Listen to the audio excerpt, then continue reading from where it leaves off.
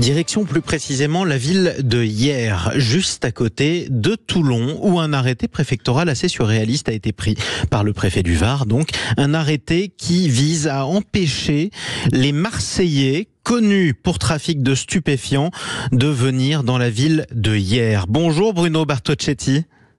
Oui, bonjour, merci de m'avoir invité. Soyez le bienvenu sur Sud Radio. Vous êtes secrétaire national du syndicat Unité SGP Police Force Ouvrière dans la zone sud. Concrètement, vous êtes censé faire quoi ? Organiser un confinement pour les dealers marseillais qui viendraient à Hyères ? Vous allez contrôler tout le monde ? Faudra une attestation ?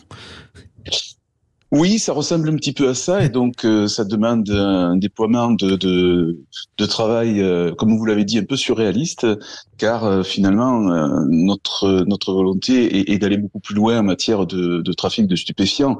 Aujourd'hui, tenter d'interdire la venue des dealers marseillais qui ont des antécédents judiciaires, ça nous paraît assez compliqué. Je ne pense pas que ça va évidemment les freiner.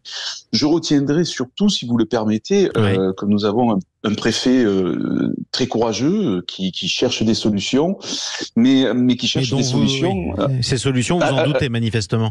En tout cas, on va en parler avec vous. Très bien. On va en parler avec vous, notamment parce que je détaille cet arrêté. En gros, si sur la ville de Hyères, une personne marseillaise connue pour trafic de stupéfiants est appréhendée par vos collègues, elle risque une contravention de 150 €. J'ai du mal à le dire sans sourire, en fait, Bruno Bartocchetti. Ben oui, puis je crois que vous seriez pas le seul à sourire. Les dealers marseillais souriront également lorsqu'ils seront verbalisés. Vous imaginez ce que rapporte le trafic de stupéfiants et parallèlement à ça, on leur dresse une contravention de 150 €. Mais c'est carrément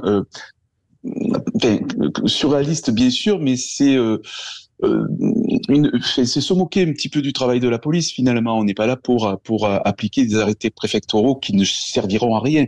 De plus, ça va être tapé au tribunal administratif si vous acceptez cette formule, parce que je crois que ça va être compliqué sur un plan juridique d'empêcher des personnes, même si elles ont des antécédents judiciaires, d'évoluer sur le sol varois. Donc c'est pour cette raison que c'est assez compliqué. Nous, on attend d'autres moyens pour travailler, notamment pour les enquêteurs qui, eux, ont besoin d'un soutien fort pour que les procédures tiennent, afin de justement combattre ces trafiquants. Et ça, c'est autre chose, effectivement.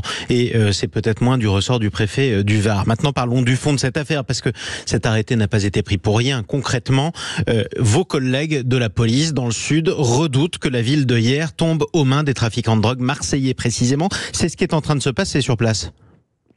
Oui, ça se passe dans le Var, ça se passe dans le Vaucluse, ça se passe dans le Gard.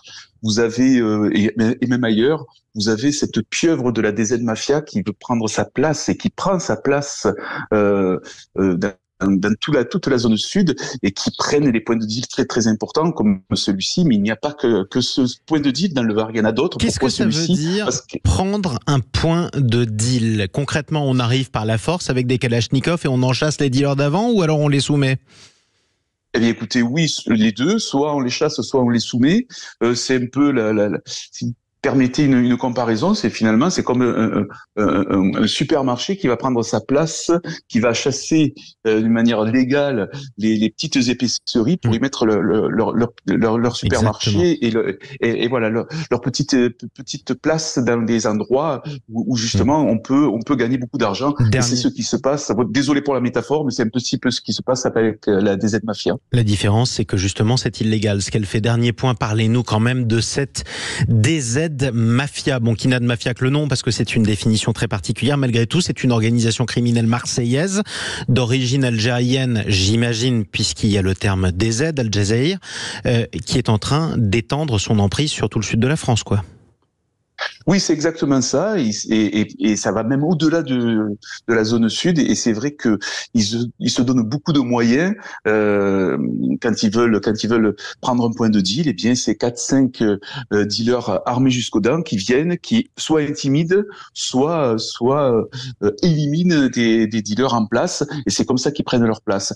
Vous avez de très très nombreux points de deal en zone sud. Alors certains font parler d'eux parce qu'il y a des règlements de compte ou des tirs d'intimidation, puis il y a des des endroits où on en parlera moins, et c'est pas pour autant qu'il n'y aura pas de vente de stupéfiants. Donc c'est vrai qu'ils se sont bien installés en zone, et ça va très très loin. Je vous ai parlé du Gard, du Var, mais ça peut aller dans les Alpes-Maritimes, ça peut aller dans le département de l'Hérault. Vraiment, ils prennent une place très très importante, et tout simplement parce qu'il y a beaucoup de consommateurs, et il y a vraiment une forte demande, et ça rapporte beaucoup, et c'est comme ça qu'ils s'implantent fortement. Et malheureusement, vos collègues semblent débordés face à ce phénomène. On en reparlera, Bruno Bartocchetti. Malheureusement, avec vous. On espère aussi en parler pour les avancées dans votre lutte contre ce fléau du trafic de drogue dans le sud de la France. Merci à vous. Je rappelle que vous êtes secrétaire national du syndicat Unité SGP Police Force Ouvrière dans la zone sud du pays.